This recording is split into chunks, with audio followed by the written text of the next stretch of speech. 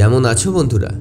বন্ধুরা, আজকে আমরা যাচ্ছি হালি শহরে আমাদের যে আশ্রম আছে সেখানে পুজো দিতে। আর এই আশ্রমটা হলো শ্রী শ্রী যোগানন্দ ব্রহ্মচারীর আশ্রম। আর এই আশ্রমটায় তোমরা হালি শহর থেকে তো আসতে পারোই, তাছাড়া নৈহাটি স্টেশনে নেমে সেখান থেকেও কিন্তু টোটো করে আসতে পারো। তো নৈহাটি স্টেশনে যদি নামো তোমরা, তাহলে তোমাদেরকে টোটোকে বলতে হবে যে কোনা মোড় যাব। তো কোনা মোড়ে নামলেই তোমরা এই আশ্রমের গেটটা দেখতে পাবে। আর পৌঁছে গেছি আমরা। আর এই আশ্রমটায় কিন্তু আমরা বন্ধুরা ছোট থেকেই আসি। আমি, আমার ভাই, আমরা দুজনেই কিন্তু এখানে ছোট থেকেই আসি। এবং আমরা কিন্তু কেউ এখানে দীক্ষিত না, শুধুমাত্র আমার বাবাই দীক্ষিত এখানে। আমি, আমার ভাই, আমার মা কেউই কিন্তু এখানে দীক্ষিত না।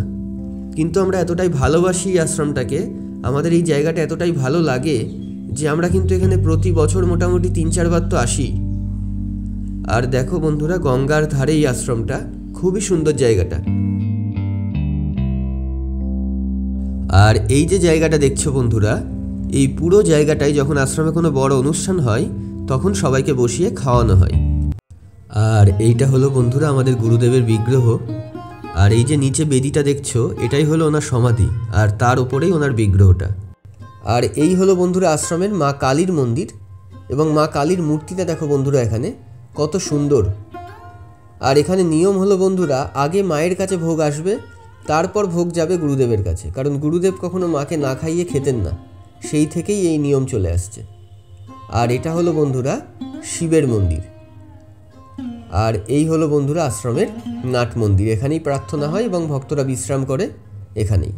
আর গুরুদেবের ঘর দেখো বন্ধুরা বন্ধ হয়ে গেছে অলরেডি। আর বন্ধুরা, তোমরা যদি আসো এখানে তাহলে কিন্তু অবশ্যই প্রসাদ খেয়ে যেও, কারণ এখানে প্রসাদ খাওয়ার জন্য কোনো রকম টাকা পয়সা কিচ্ছু লাগে না।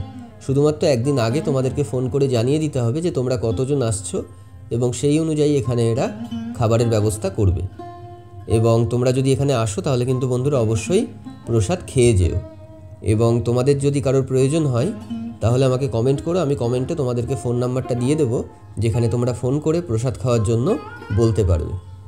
তো ভিডিওটা কেমন লাগলো অবশ্যই জানিও, আর ভালো লাগলে চ্যানেলটা সাবস্ক্রাইব আর ভিডিওটা লাইক করে দিও।